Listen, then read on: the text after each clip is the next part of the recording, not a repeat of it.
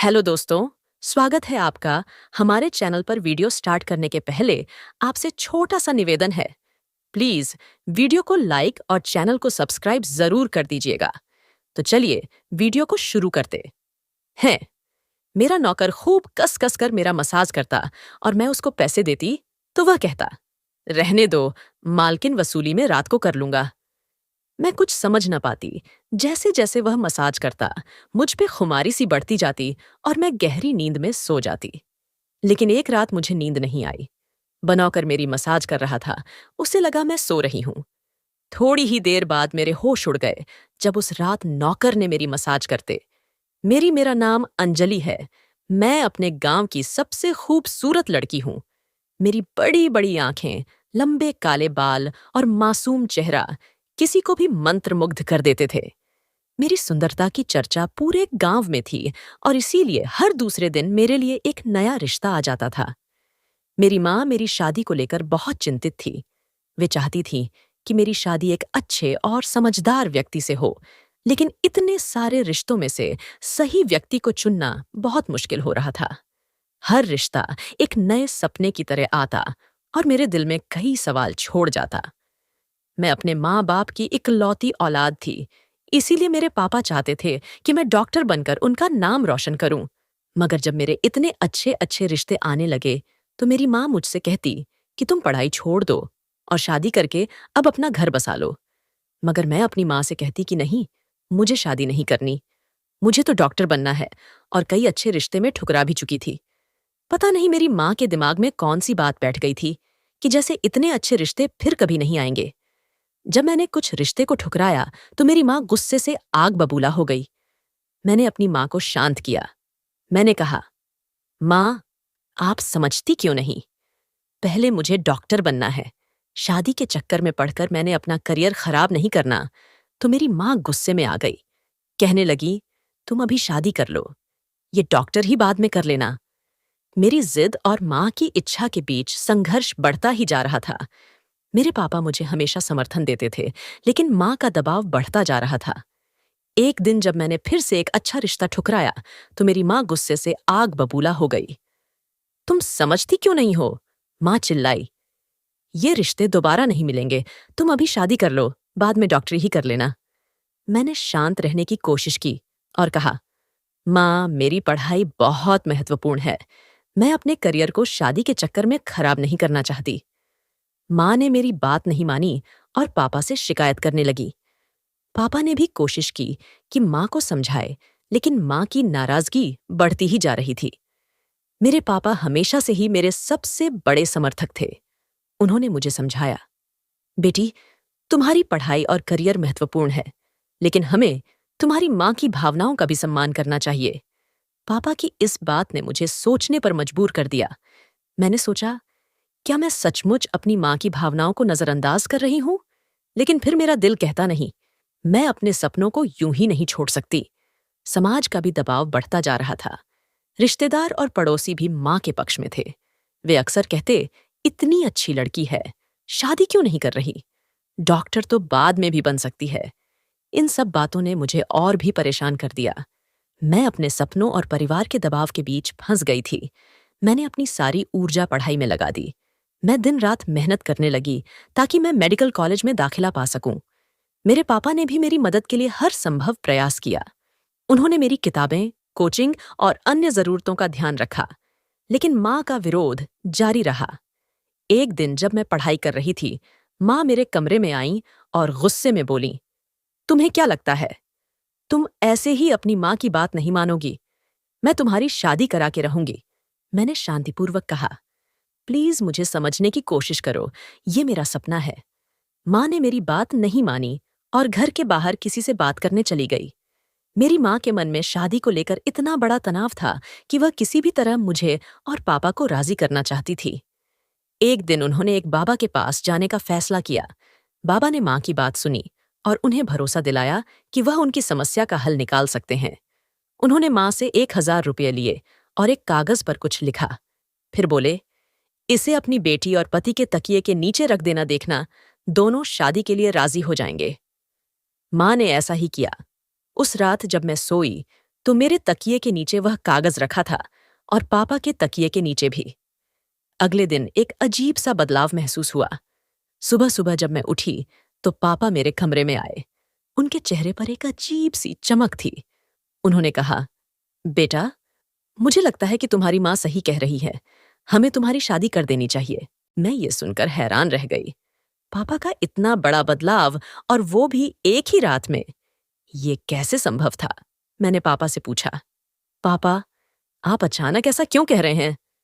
पापा ने बताया, कल रात मैंने बहुत सोचा तुम्हारी माँ और तुम्हारी खुशियों के बारे में, और फिर मुझे यह महसूस हुआ कि तुम्हारी माँ की बात सही है। हमें तुम्हारी शादी कर देनी चाहिए। शादी की बात सुनकर मैं परेशान हो गई।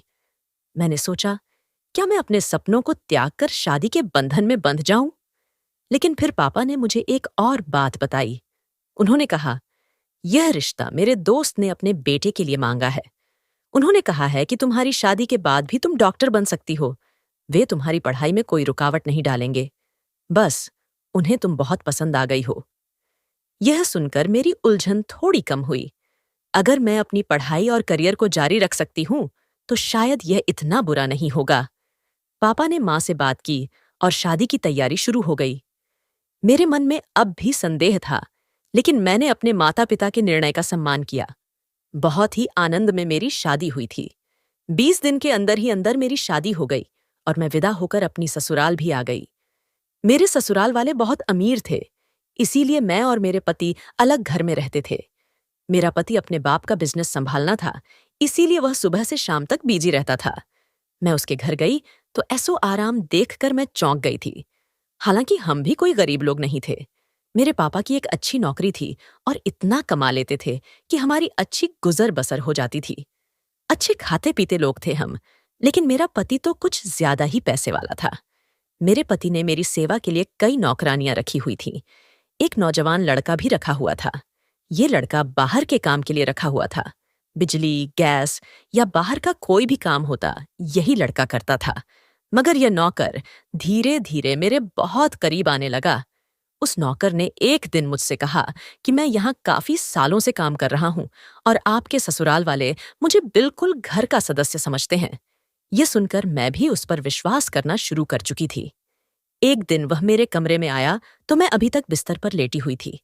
उसने मुझे थका थका देखा तो कहने लगा, मैडम जी, आप लेटे लेटे थक गई होंगी। अगर आपको बुरा ना लगे तो मैं आपको पैर दबा दूं। यह सुनकर मैं चौंक गई।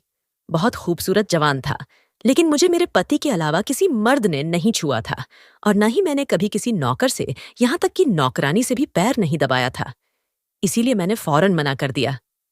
मैंने कहा, नहीं, मुझे अच्छा नहीं लगता कि कोई मेरे पैर दबाए। यह सुनकर वह चुप हो गया और मेरे कमरे से चला गया। तभी मुझे एहसास हुआ कि मैंने उसके बाद का जवाब शायद बहुत ही सख्ती से दिया था। उसने तो मेरे भले की बात कही थी। मुझे थका थका देखा तो सोचा होगा कि मेरे पैर दबा देगा तो मेरी थकान उतर जाएगी, और हो सकता है वह मेरे ससुराल वालों का इतना विश्वास नौकर है तो वह ऐसे काम करता रहता होगा। मगर मैंने साफ साफ मना करके उसका दिल तोड़ दिया था। असल में मैं बहुत नरम दिल लड़की थी। शादी से पहले भी मैं हर किसी का ख्याल रखती थी कि मेरी वजह से किसी के दिल को ठेस ना पहुंचे। इसलिए मुझे अफसोस होने लगा कि मैंने उसे इतनी सख्ती से बात की, क्योंकि मैं उसी के बारे में सोचने लगी कि यह नौकर तो काफी जवान और खूबसूरत है। पता नहीं किस मजबूरी के कारण उसको यह नौकरी करना पड़ रहा है। मैंने सोचा कि मैं इसको प्यार से समझा दूंगी कि मैं तुमसे पैर नहीं दबवा सकती हूँ। तुम एक जवान मर्द हो और मैं अपने पति के अलावा कभी किसी को ये हक नहीं देती हूँ कि वह मुझे टेंच करे, और शायद मेरे पति को भी यह बात अच्छी ना लगे। लेकिन अगले दिन मैं हैरान रह गई। जब नौकर ने यही बात मुझसे दोबारा कही, उसने इतनी मासूमियत और प्यार से मुझसे यह सवाल दोहराया था कि मुझे उस पर दया आ गई और मैं उसे मना ना कर सकी, और वैसे भी मैं उस दिन बहुत थकी हुई थी। इसीलिए मैंने अपने पैर बिस्तर से नीचे कर लिया और उससे कहा, तुम मेरे पैर दबा दो। ये सुनकर वह खुश हो गया और उसने मेरे पैर दबाने शुरू कर दिए।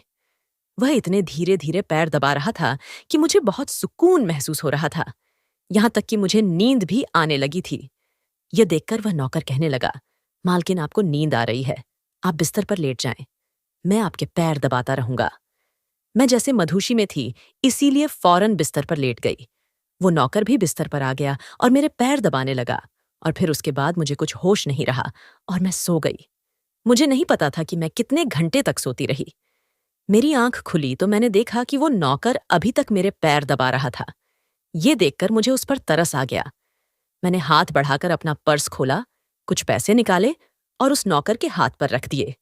ये देखकर वह शर्माने लगा और बोला, मालकिन, आप मुझे पैसे देकर शर्मिंदा कर रही हैं। मेरी तनख्वाह अच्छी भली है, मुझे इन पैसों की जरूरत नहीं। यह सुनकर मैंने उसे कहा, यह पैसे तुम्हारी मेहनत का फल है। तुम कितने घंटों से मेरे पैर दबा रहे हो, और देखो कितने अच्छे पैर दबाए कि मुझे कितनी सुकून भरी नींद आई थी। यह पैसे मैं तुम्हें इसीलिए दे रही हूं। यह सुनकर उसने वह पैसे मुझसे ले लिए, लेकिन उसकी आंखों में एक अजीब सी चमक थी, जैसे उसने किसी बहुत बड़े काम को अंजाम दिया हो। उसकी निष्ठा और समर्पण को देखकर मेरा दिल भर आया। उस दिन के बाद से हमारे बीच एक नया रिश्ता बन गया था। वह मेरे प्रति बहुत सम्मान और निष्ठा से पेश आता था, और मैं भी उसकी मेहनत की कदर करती थी। अब वह मेरी सेवा में और भी तत्पर हो गया था। उस दिन की शाम को, जब मेरा पति काम से देर से लौटने वाला था, मैंने फिर से नौकर को अपने कमरे में बुलाया। जैसे ही वह आया, मैंने उससे कहा, तुम्हारी मालिश से मुझे बहुत अच्छी नींद आती है, इसीलिए जब तक मेरा पति घर नहीं आ जाता, तुम मेरे कमरे में ही रहो और मेरे पैर दबाते रहो। उसने खुशी से मेरी बात मानी। शायद उसे पैसों का लालच भी आ गया था, लेकिन उसकी निष्ठा और सेवा भावना भी झलक रही थी। उसने कहा, मालकिन, मैं तो एक छोटा सा नौकर हूं और आपका बहुत ही सम्मान करता हूं। इसीलिए मैं आपके पैर भी दबा देता हूं, ताकि आपकी थकान उतर जाए और आपको सुकून मिले। उसकी बातों से मैं भी प्रभावित हुई और मैंने उसे कहा, तुम्हारे हाथों में जादू है, इसीलिए तो मेरी सारी थकान उतर जाती है। वह मुस्कुराया और मेरे पैरों की मालिश करने लगा।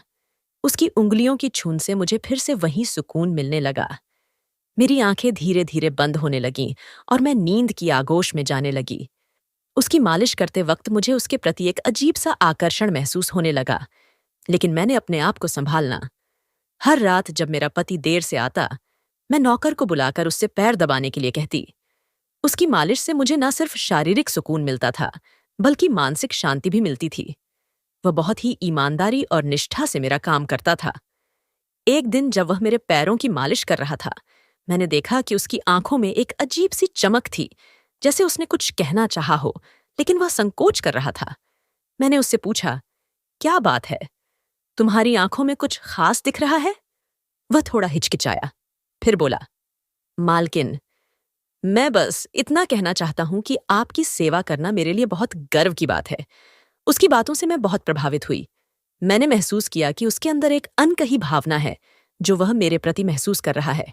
लेकिन मैं भी जानती थी कि हमें इस रिश्ते को एक सीमित दायरे में ही रखना होगा। एक दिन नौकर ने मुझसे कहा कि आपकी सास भी कभी-कभी मुझसे मसाज करवा लेती है। यह सुनकर मैं चौंक गई, और फिर मुझे उस नौकर पे और भी विश्वास आने लगा कि जब मेरी सास के भी पैर दबाता है, तो यह बहुत ही विश्वास के लायक नौकर है।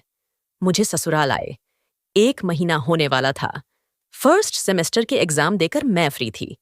मेरे पति ने मुझसे वादा किया था कि मैं तुम्हारा सपना पूरा करने में तुम्हारी मदद करूंगा। तुम एक दिन एक अच्छी डॉक्टर जरूर बनोगी। मैं भी खुश थी कि मेरा पति कितना अच्छा है और वह मेरा साथ दे रहा था। मुझे ससुराल आए पूरे 2 महीना हो चुका था, और इतने समय में मैंने उस नौकर को अच्छे से परख लिया था। जब भी वह मेरे सामने आता था, उसकी नजरें हमेशा नीचे रहती थीं। कभी मुझसे नजर मिलाकर बात नहीं करता था। नौकर जब भी मेरे कमरे में आता, अपनी नजरें झुकाए रखता। वह मेरे शरीर को हाथ लगाता था, मगर उसकी नीयत बुरी नहीं होती थी। वह बहुत ही सम्मान के साथ मेरे पैरों को दबाता था। ऐसा हर रात होता था। एक दिन मैंने अपने पति से कहा कि जब से हमारी शादी हुई है, हम कहीं घूमने फिरने नहीं गए। यह सुनकर मेरे पति ने कहा कि जब से हमारी शादी हुई है, तुम भी तो हर समय नींद में ही रहती हो। मैं रात को भी घर आता हूं तो तुम गहरी नींद में होती हो। दिन को मेरे पास समय नहीं होता और रात को मेरे घर आने से पहले तुम सो जाती हो। तुम खुद सोचो, जरा तुमने और मैंने कितनी बार आपस में प्यार के पल बिताए हैं। मैं तो तरस गया हूं तुम्हारे लिए। कभी कभी तो ऐसा महसूस करता हूं कि जैसे मेरी शादी ही नहीं हुई है। मैं अपने दिल में सोचने लगी, यह सब नौकर की मालिश की वजह से हो रहा है। मेरे पति की शिकायत ठीक थी। मुझे रोज रात को अपने पति के लिए जागना चाहिए। शादी को 3 महीने होने वाला था और इस 2 महीने में मेरा पति मेरे पास एक बार भी नहीं आया था, सिवाय सुहागरात के। मैंने फैसला किया कि आज रात जब नौकर मुझे मालिश के लिए कहेगा तो मैं उसे मना कर दूंगी, ताकि मुझे नींद न आए और मैं अपने पति के आने तक जागती रहूं। शाम हुई तो मैं नहाकर खुद को अच्छे से तैयार किया और दुल्हन की तरह सजग अपने बेड पर बैठ गई और अपने पति का इंतजार करने लगी। थोड़ी ही देर बाद नौकर मेरे कमरे में आया और मुझे इस तरह सजा देकर पहले तो वह चौंक गया, फिर मुझे मालिश के लिए पूछा तो मैंने साफ साफ मना कर दिया। मेरी बात सुनकर उसका चेहरा उदास हो गया और वह चुपचाप वापस चला गया। कुछ देर के बाद नौकर फिर से मेरे कमरे में आया। उसके हाथ में दूध का गिलास था। कहने लगा, मैडम जी, अगर आप मालिश ना करवाएं तो कोई बात नहीं, लेकिन ये दूध पी ले। गर्म गर्म दूध का गिलास है। आपकी सारी थकान उतर जाएगी और आपको बहुत अच्छा लगेगा। मैंने सोचा दूध पीने के लिए मना कर दूं, लेकिन फिर मैंने सोचा कि मैं उसे पहले ही उदास कर चुकी हूं और फिर मैंने खाना भी नहीं खाया था।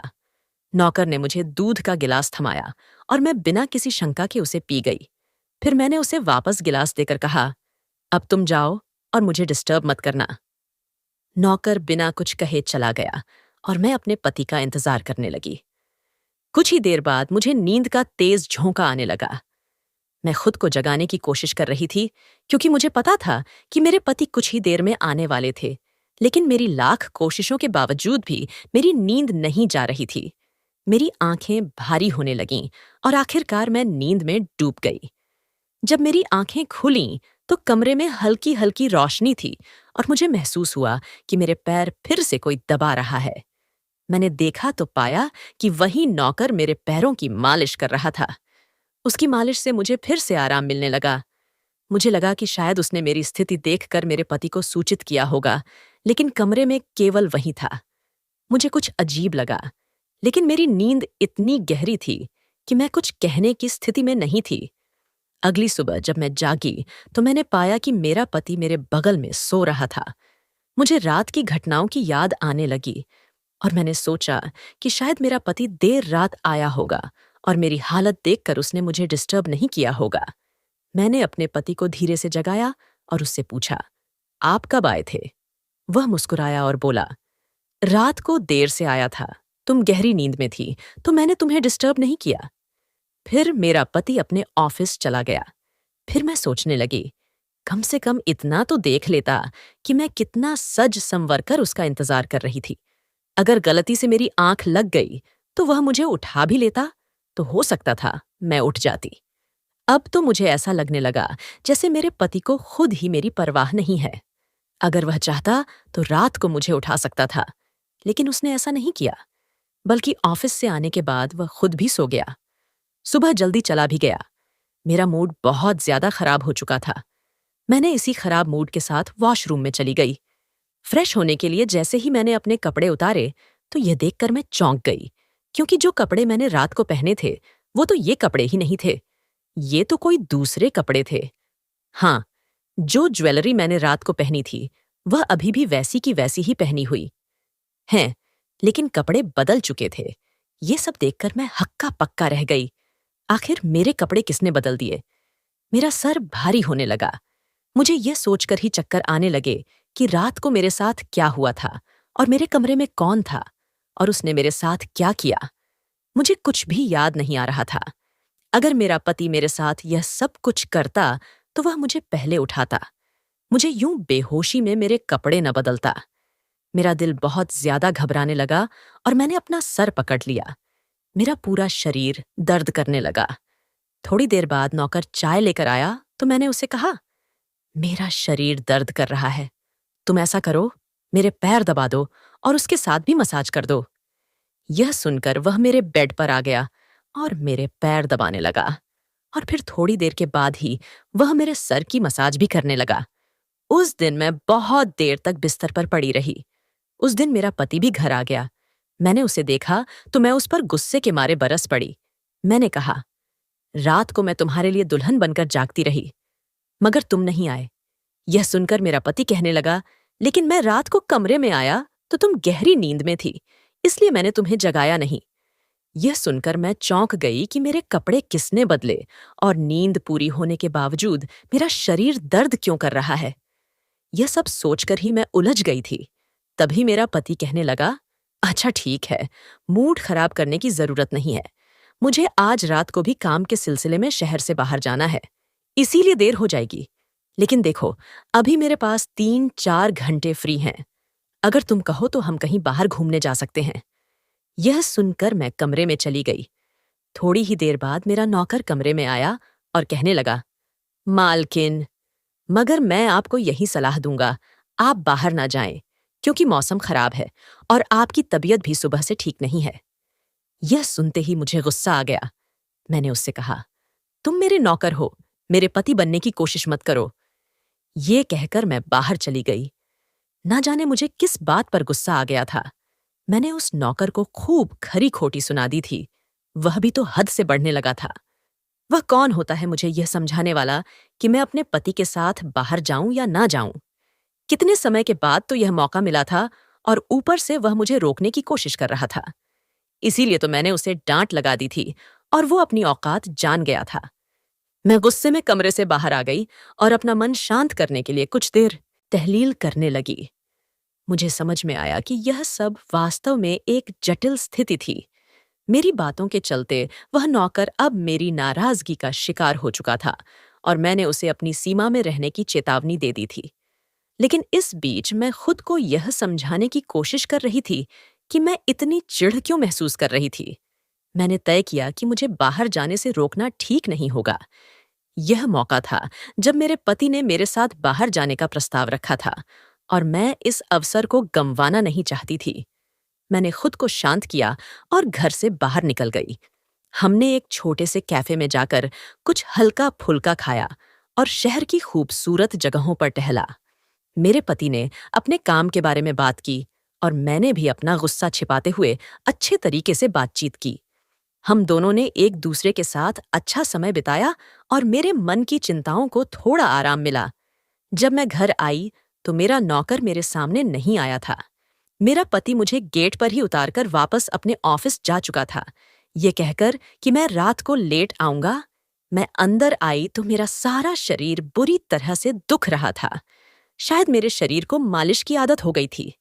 तभी तो रात होते ही मेरा शरीर मालिश के लिए तड़पने लगता था। लेकिन मैं तो उस नौकर को नाराज कर चुकी थी, इसीलिए आज वह मेरी मालिश करने के लिए नहीं आया था। मैं काफी देर तक उसका इंतजार करती रही कि शायद वह खुद ही कमरे में आ जाएगा और मेरी मालिश कर देगा।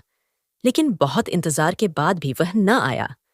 अब मुझे उस नौकर की जरूरत महसूस होने लगी थी, तो मैंने एक नौकरानी को आवाज लगाई और उससे कहा कि उस लड़के को अंदर कमरे में भेजो। थोड़ी देर गुजरी थी कि वह नौकर मेरे कमरे में आ गया। उसका चेहरा लटका हुआ था। वह चुपचाप मेरे बेड पर बैठ गया और मेरे पैर दबाने लगा। यह देखकर मुझे शर्मिंदगी महसूस हुई। मैंने उसे इतना भला बुरा कहा, मगर उसने मेरी बातों का बिल्कुल भी बुरा नहीं माना था। चुपचाप मेरा काम कर रहा था। मैंने उसे चुप चुप देखा तो कहने लगी, पता नहीं मुझे उस समय क्या हो गया था, इसीलिए मैंने तुम्हें खरी खरी सुना दी। लेकिन देखो, गलती तुम्हारी भी थी। मैं कितने दिनों से अपने पति के साथ कहीं बाहर नहीं गई थी, इसीलिए मुझे तुम्हारा यूं मना करना बुरा लगा था, इसीलिए मुझे माफ कर दो। मैं उसकी मालकिन थी और उसे इस काम के पैसे भी देती थी, मगर अभी मुझे में इंसानियत जिंदा थी।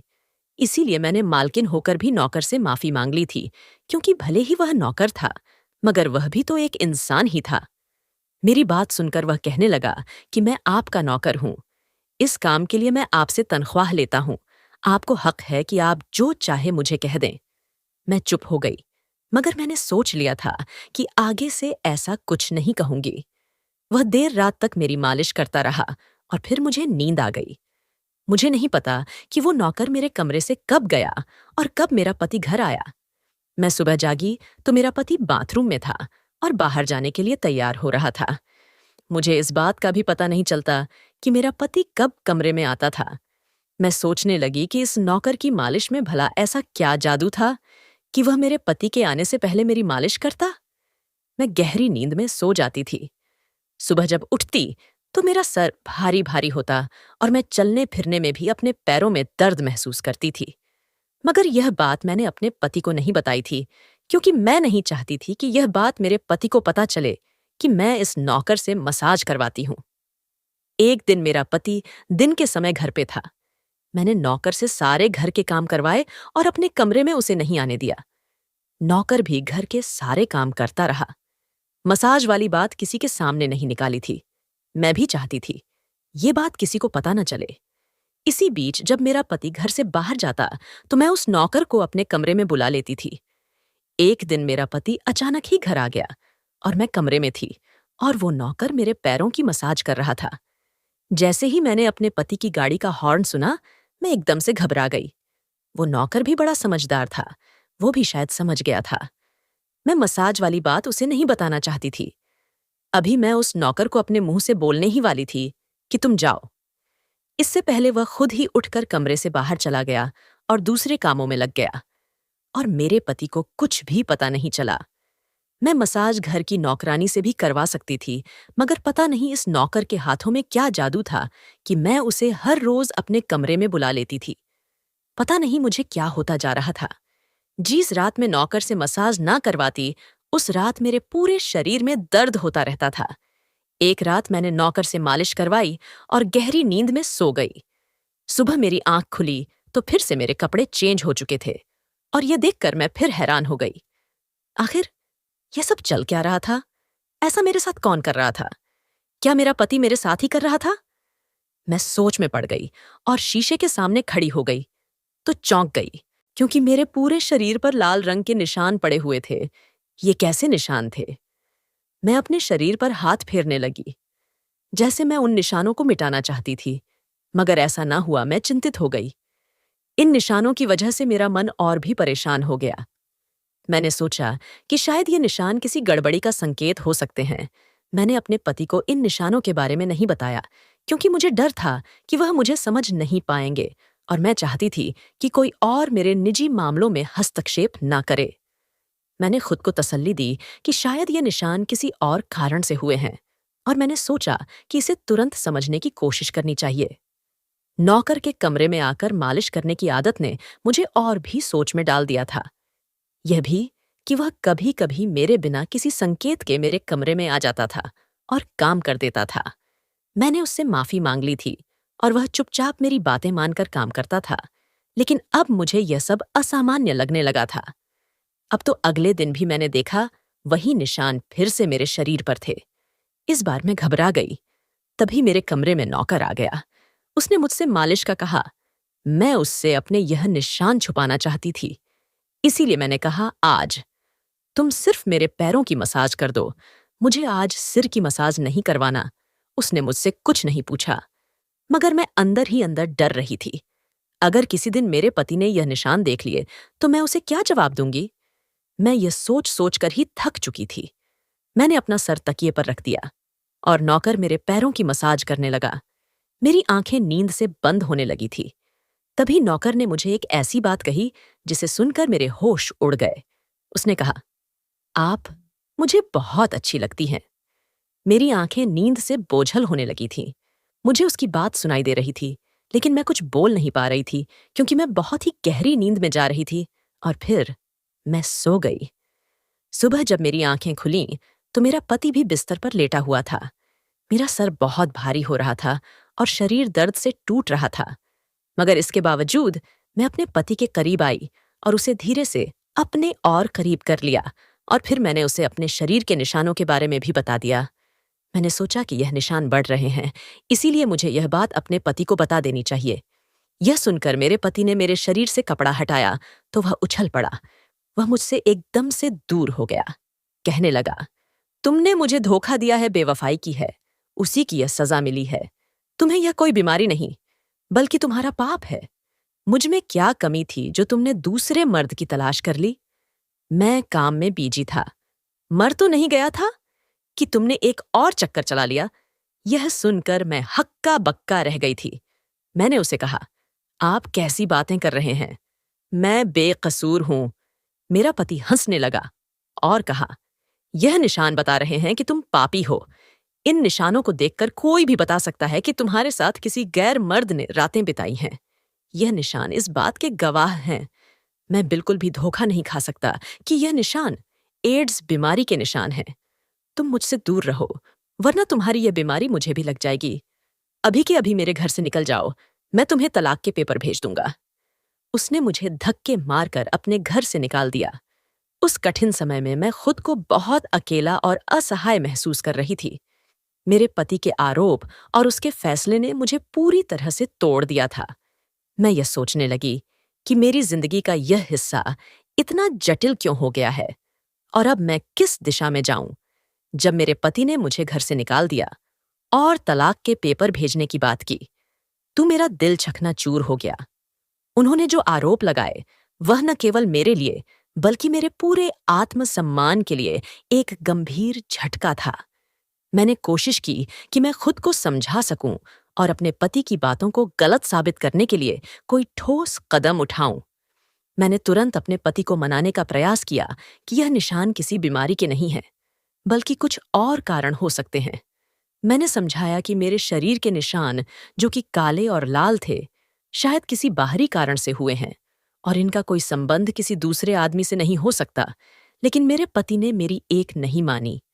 मैं तो समझ ही नहीं पा रही थी यह सब कुछ एक ही पल में क्या हो गया था। मैं रोते हुए अपने माँ बाप के घर आ गई, उन्हें अपनी बेगुनाही का विश्वास दिलाया। वह मेरे अपने थे, इसीलिए उन्होंने मुझ पर विश्वास कर लिया। मेरे पापा ने कहा कि मैं दामाद जी से बात करूंगा और उन्हें समझाऊं कि हमारी बेटी ऐसी नहीं है। लेकिन मेरे पापा के जाने से पहले ही तलाक के पेपर मेरे घर आ चुके थे और मेरी हंसती मुस्कुराती दुनिया उजड़ गई थी। मैं इसका जिम्मेदार किसे ठहराती? कोई भी तो नहीं था जिसे मैं अपने इस उजड़ी हुई जिंदगी का जिम्मेदार ठहरा दूं। मैं खुद को भी बेकसूर नहीं ठहरा सकती थी, क्योंकि मैंने कभी कोई गलत काम नहीं किया था। मैं तो अपने पति के अलावा किसी दूसरे मर्द को देखती भी नहीं थी। मैं दिन रात अपने कमरे में पड़ी रहती। बाहर निकलने का मन नहीं होता था। ऐसा लगता था जैसे जिंदगी से मेरा विश्वास उठ गया है और जिंदगी जीने की कोई उमंग नहीं बची थी। सेकंड सेमेस्टर शुरू हो चुके थे, लेकिन कॉलेज जाने का भी मन नहीं होता था। मेरे माँ बाप मुझे समझाते हैं कि एक इंसान के जाने से जिंदगी खत्म नहीं हो जाती, लेकिन मैं अपना दुख उन्हें कैसे समझाती? बात यह नहीं थी कि मेरे पति ने मुझे छोड़ दिया था। बात तो यह थी कि मेरे पति ने मुझ पर कितना घटिया इल्जाम लगाया था। एक दिन मेरी माँ मेरे कमरे में आई और कहने लगी, तुमसे कोई मिलने आया है? मैं भागती हुई बाहर आई कि शायद मेरा पति आया हो, उससे मेरी बेगुनाही का एहसास हो गया हो। मगर वहां मेरा पति नहीं बल्कि वहीं नौकर खड़ा था, जो घर के काम करता था। मैंने उसे आने की वजह पूछी तो वह कहने लगा, मैं आपके निशानों के बारे में जान गया हूं। यह सब सुनकर मैं चौंक गई और नौकर ने जो बात बताई, उन निशानों को लेकर मैं हक्का बक्का से उसका मुंह देख रही थी। मैंने आगे बढ़कर उस नौकर के शर्ट के बटन खोल दिए। मुझे अब समझ में आ गया था कि मेरे पति ने मुझ पे इतना गलत इल्जाम क्यों लगाया था। मैंने नौकर के मुंह पे 2-3 थप्पड़ जड़ दिए। मैंने रोते हुए उसका गिरेबान पकड़ लिया। मैंने कहा, बताओ, जो निशान मेरे शरीर पर है वह तुम्हारे शरीर पर भी है। बताओ, मसाज के बहाने तुमने मेरे साथ क्या किया था? मुझे सच सच बताओ, वरना मैं तुम्हें अभी के अभी पुलिस के हवाले कर दूंगी। मैं उस नौकर के गिरवान को जोरदार पकड़ के खींच रही थी। यह सुनकर नौकर ने मेरे दोनों हाथ पकड़ लिया और कहने लगा, मेरा नाम राहुल है और मैं तुम्हारे साथ तुम्हारे कॉलेज में पढ़ता था। तुमसे 1 साल सीनियर था और मुझे तुमसे प्यार हो गया था। मैं भी डॉक्टर बनना चाहता था। मैंने सोचा था कि जब हम दोनों डॉक्टर बन जाएंगे तो मैं तुम्हारे पापा से तुम्हारा हाथ मांग लूंगा। मगर तुम्हारी सहेली से पता चला कि तुम्हारी भी शादी जल्द से जल्द करना चाहते हैं, इसलिए मैं बहुत ज्यादा डर चुका था कि कहीं मैं तुम्हें खो ना दूं। डॉक्टर बनने में तो अभी बहुत समय था और इतने समय में तुम्हारी पढ़ाई हो जाती और मैं तुम्हें खो देता। इसी डर के कारण मैंने तुम्हारे घर अपना रिश्ता भेज दिया। मगर तुम्हारे पापा ने इनकार कर दिया, यह कहकर कि मैं अपनी बेटी की शादी तब करूंगा जब वह डॉक्टर बन जाएगी। तुम्हारे पापा की बात सुनकर मुझे सुकून हो गया था और मैं अपनी पढ़ाई में बिजी हो गया। मुझे 1 हफ्ते के लिए अपने कजिन की शादी के लिए शहर से बाहर जाना पड़ा और इसी बीच तुम्हारी शादी हो गई। कुछ मुझसे कह रहा था और मैं अविश्वास से उसे देख रही थी। वो कहने लगा, मैं वापस आया तो मेरी मोहब्बत किसी और की दुल्हन बन चुकी थी और मैं तुम्हारे प्यार में, तुम्हारी दीवानगी में तुम्हारे घर का नौकर बन गया था ताकि मैं तुम्हारे करीब रह सकूं। मैं तुम्हारे करीब आना चाहता था, इसीलिए मसाज के बहाने तुम्हारे कमरे में आता और रात को तुम्हारे दूध में बेहोशी की दवा मिला देता था ताकि तुम सोती रहो और तुम्हारा पति तुम्हें हाथ न लगाए, क्योंकि तुम सिर्फ मेरी थी और मैं तुम्हें किसी और के करीब नहीं देख सकता था। यह सुनकर मैं हक्का बक्का रह गई। मैंने कहा, क्या तुमने कभी मेरे साथ कुछ गलत किया? यह सुनकर उसने अपना हाथ मेरे सर पर रख दिया और कहा, मैं तुमसे प्यार करता हूं, इसीलिए तुम्हारी इजाजत के बिना मैं तुम्हारे साथ कुछ भी गलत नहीं कर सकता। मैं सिर्फ तुम्हारी मसाज करता था और सोने से पहले दूध का गिलास देता ताकि तुम अपने पति के आने से पहले सो जाओ। तुम्हारे सोते ही मैं चुपचाप कमरे से चला जाता। कभी तुम्हें गलत इरादे से टेंच नहीं किया था। ये सुनकर मैंने उन निशानों की तरफ इशारा किया जो मेरे शरीर पे थे और उसके शरीर पे 1-2 ही थे। ये देखकर हंसने लगा और बोला, मैं एक डॉक्टर हूं और ये सिर्फ एक इन्फेक्शन है। ये मैंने इसीलिए किया ताकि तुम्हारे पति को हम दोनों पर शक हो जाए। ये कहकर उसने मुझसे माफी मांग ली, लेकिन मैं उसे कैसे माफ कर देती? उसने मेरा हंसता बसता घर उजाड़ दिया था। मैं उसे फटी फटी आंखों से देख रही थी। मैंने उसे धक्के देकर घर से निकाल दिया। मैंने कहा कि मैं तुम्हें कभी भी माफ नहीं करूंगी। तुमने मुझ पर एक घटिया इल्जाम लगवाकर मेरी तलाक करवाई है। मेरे सामने वह हाथ जोड़कर खड़ा हो गया। कहने लगा, मुझे माफ कर दो। मैं मानता हूं, मैंने जो कुछ किया गलत किया, लेकिन मैं तुमसे प्यार करता हूं और शायद तुम्हारे बिना जिंदा नहीं रह सकता। इसी डर की वजह से मैंने तुम्हारे घर का नौकर बना और तुम्हें पाने की खातिर यह सब कुछ किया। मुझे माफ कर दो और जो कुछ भी हुआ उसे भूल जाओ। मेरे साथ एक नई दुनिया बसाओ। मैं तुमसे वादा करता हूं, तुम्हें जिंदगी में कोई दुख नहीं दूंगा। हमेशा तुम्हें खुश रखूंगा। उसकी आंखों में आंसू चमक रहे थे और चेहरे पर सच्चाई भी थी, लेकिन मैंने उनकी एक न सुनी और उसे घर से बाहर निकाल दिया। मेरे माँ बाप को भी सारी सच्चाई पता चल चुकी थी। सारा दोष उसी लड़के का था। मैं अपनी माँ के सीने से लगकर फूट फूट कर रोई थी। गलती किसी की भी हो, लेकिन सजा तो मुझे मिली थी। मेरे पति ने मुझ पर विश्वास नहीं किया और सिर्फ शरीर पर लगे और लाल निशानों की वजह से मुझे तलाक देकर मुझे बदकतार साबित कर दिया। राहुल रोज मेरे घर आता है और मुझसे माफी मांगता है। मेरे माँ बाप ने तो राहुल को माफ भी कर दिया, लेकिन मेरा दिल इतना बड़ा नहीं है कि मैं राहुल को माफ कर सकूं। मेरी माँ मुझसे मुझे समझाती रहती है कि जो हुआ उसे भूल जाओ और तुम राहुल के साथ एक नई जिंदगी की शुरुआत करो। मैं मानती हूं कि अंगद ने गलत किया, लेकिन वह तुमसे मोहब्बत करता है और तुम्हारी मोहब्बत में ही उसने यह सब कुछ किया है। गलती तुम्हारे पति के हैं, उसे तुम पर विश्वास करना चाहिए था। जब उसका विश्वास इतना कच्चा था तो भगवान ने अच्छा ही किया कि तुम्हारा उसका रिश्ता जल्द ही खत्म कर दिया। पति पत्नी के रिश्ते में विश्वास न हो तो उस रिश्ते की नींव बहुत ही कमजोर होती है और वो ज्यादा लंबे समय तक नहीं टिक पाता। अच्छा हुआ जो भगवान ने उस सक्की इंसान से तुम्हें छुटकारा दिलवा दिया। माँ की बातें मुझे सही लगती हैं, लेकिन मैं फैसला नहीं कर पा रही हूं कि क्या करूं और क्या ना करूं। क्या राहुल को माफ कर दूं और उसके साथ नई जिंदगी की नई शुरुआत करूं? राहुल मेरे घर आया। उसकी आंखों में माफी और प्यार का गहरा रंग था। मैंने सीधे और कठोर स्वर में कहा, राहुल, तुम्हारे किए गए सारे कामों ने मेरी जिंदगी को प्रभावित किया है। तुमने मुझे और मेरे परिवार को बहुत दर्द दिया है, लेकिन मैं चाहती हूं कि तुम मुझे पूरी तरह से समझाओ कि अब तुम्हारे इरादे क्या हैं और तुम मेरे साथ क्या करना चाहते हो। राहुल ने सिर झुका लिया और फिर धीरे से कहा, मैं जानता हूं कि मैंने बहुत गलत किया। मैंने तुम्हारी और तुम्हारे परिवार की जिंदगी को बुरी तरह प्रभावित किया है, लेकिन मैं तुमसे सच्चे दिल से माफी मांगता हूं। मैं तुमसे प्यार करता हूं और तुमसे एक नई शुरुआत की उम्मीद करता हूं। मैंने तुम्हारे बिना जीने की कल्पना भी नहीं की। राहुल को देखकर मैं समझ गई थी, राहुल जैसा सच्चा प्यार करने वाला मुझे कहीं नहीं मिलेगा। इसीलिए मैंने राहुल से शादी करने के लिए हाँ बोल दिया। राहुल की आंखों में खुशी की चमक थी और उसने तुरंत स्वीकार किया। हमने एक नई शुरुआत की, जहां हमने अपने बीच की गलतफहमियों को दूर किया और अपने रिश्ते को सच्चे प्यार और विश्वास के साथ फिर से बनाए। यह आसान नहीं था, लेकिन हमने एक दूसरे के साथ मिलकर अपने रिश्ते को नया जीवन दिया। समय के साथ हमारे रिश्ते में सुधार हुआ और हमने एक नई शुरुआत की। मैंने महसूस किया कि विश्वास और प्यार के साथ हम दोनों ने अपने रिश्ते को नई दिशा दी। हम एक दूसरे के साथ खुश रहने लगे और हमारे बीच की चिंगारी फिर से जल उठी। इस नए अध्याय ने हमें सिखाया कि प्रेम और समझदारी के साथ जीवन की मुश्किलें भी आसान हो सकती हैं। और इसी तरह हम अपने नए जीवन को खुशी और प्यार के साथ जीने लगे। तो दोस्तों, आज की कहानी आपको कैसी लगी? इस कहानी के बारे में कमेंट करके हमें जरूर बताएं। वीडियो को लाइक करके चैनल को सब्सक्राइब कर लीजिए। साथ में घंटी को दबाकर ऑन पे क्लिक कर लें ताकि आने वाली वीडियो का नोटिफिकेशन आपको तुरंत मिले। मिलती हूं अगली वीडियो में। तब तक के लिए बाय बाय।